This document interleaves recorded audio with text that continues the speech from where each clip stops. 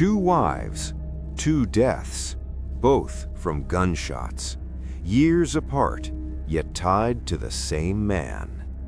Dr. Randall Beallis was a respected figure in Bonanza, Arkansas, a small-town physician, husband, father. But behind the carefully polished image, something darker may have been hiding. His first wife died unexpectedly. His second wife's life ended under equally disturbing circumstances. Both of Randall's marriages ended in devastating tragedy. One ruled a suicide, the other still unsolved. Is it all a tragic coincidence, or is there a deadly pattern that's been overlooked for far too long? In this episode, we ask, why is Dr. Randall Beallis under intense public suspicion, and what do his past and present have in common? When Charity Beallis and her 6-year-old twins were found murdered in their Bonanza home on December 3, 2025, the community was stunned. The previous day, she had been in court for a contentious divorce hearing with her estranged husband, Dr. Randall Beallis. The timing was impossible to ignore. Just hours after what should have been a fresh start, tragedy struck. But what added even more tension to the case was who Charity had just separated from. Randall Beallis wasn't a stranger to controversy. Charity had previously reported Randall for domestic violence, leading to his guilty plea for third-degree domestic battery in October 2025, a fact that only deepened public suspicion after her death. Following that incident, Charity moved out and began the long legal process of seeking a divorce and custody of their twins. By December 2nd, the divorce hearing concluded with joint custody, something Charity reportedly opposed but accepted. Within 24 hours, she was dead. What followed was a flurry of legal activity. Just one day after the murders, Randall's attorney filed a motion to dismiss the divorce case, arguing it hadn't been finalized before Charity's death. A judge agreed, which legally made Randall her widower. As her legal husband, Randall gained control over Charity's estate.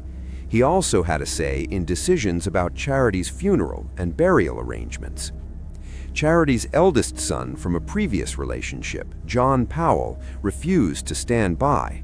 He petitioned the court to enter the divorce decree posthumously and to appoint him as administrator of his mother's estate. Since Randall was now deemed Charity's husband, he had authority over the burial of their twins. Meanwhile, the court awarded Charity's body to John. The result? A split that no family should ever have to endure. Charity was buried alone. Her twins were buried separately, under arrangements made by Randall. To many, Charity's case exemplified how legal technicalities can deepen injustice. How can a woman spend months trying to leave an abusive relationship, finally get her day in court, and still, in death, be bound to the very man she feared? Though police have not named any suspects or made any arrests, many in the public began looking at Randall with suspicion. Why? It wasn't just the divorce or the fact that he was the last person Charity had a legal dispute with. It wasn't even just that the murders happened right after she regained her freedom. What truly raised eyebrows was the eerie similarity between Charity's death and another one years earlier. Randall's first wife, Shawna Beallis, died in 2012. The cause? A gunshot wound. The official ruling, suicide. But from the beginning, Shawna's family had doubts. They reportedly never believed she would take her own life. There were murmurs, quiet at first, of inconsistencies in the story, but the case was closed and Randall moved on with his life. Now, over a decade later, his second wife is also dead from a gunshot. The parallel is haunting. Two wives, two guns, two tragedies, one man at the center. Still, it's important to remember, suspicion does not equal guilt. Randall has not been arrested or charged in connection to either death. Through his attorney, he has maintained his innocence and described the murders as a devastating loss. In a public statement, he declared, "I was not responsible for the deaths of my wife and children." He claimed to be heartbroken, blindsided by the tragedy, but the questions continue to swirl. Many viewers and members of the community have pointed to circumstantial details that feel too aligned to ignore. Randall's documented history of domestic violence, the timing of the killings, the sudden legal motions after Charity's death, and the unresolved questions surrounding Shawna's supposed suicide. Is it all just a series of tragic events, or are we looking at something more calculated, something that slipped through the cracks twice? Even more troubling is the role of status and influence in these cases. Randall was a local doctor, a respected one, and in small communities, status often carries weight. Could his professional position have affected how seriously past warnings were taken? Did the legal system offer him unspoken protections? These are the uncomfortable questions people are now beginning to ask. And while we do not accuse, we do investigate. Because if there's a pattern of violence, it needs to be understood, not just for justice, but for prevention. The parallels between Shawna and Charity's deaths have reawakened scrutiny on both cases. Friends of Shawna have now come forward to express doubts that never went away. They describe her as upbeat, involved, and not someone they ever saw as suicidal.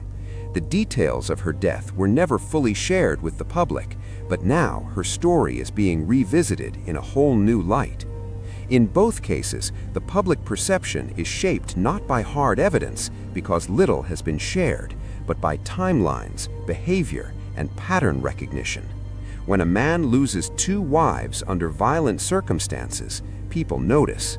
When one of those wives publicly warned of danger, reported abuse, and later was murdered, the questions become impossible to ignore. This isn't trial by media. It's a community grasping for clarity in a storm of uncertainty. And the question remains, if there is a pattern here, why wasn't it stopped? The story doesn't end here, because if Randall Beallis didn't do it, then who did? Someone walked into Charity's home and killed a mother and her 2 young children. Someone fired those fatal shots, and someone is still out there. As Charity's family continues their courtroom battles, another fight remains unfinished, the fight to uncover who took her life and why. The grief didn't end at the crime scene, and the injustice didn't stop at the courthouse. Now, a community is left searching for answers. Who will be held accountable, not just for the crime itself, but for everything that followed? In the next episode, we turn to the investigation. What did authorities find inside the Beallis home? What theories are they working with? And what's preventing this case from moving forward? The silence is deafening, but the search for truth is far from open. Thanks for watching. Don't forget to subscribe and turn on notifications, because what we uncover next may finally break this case wide open.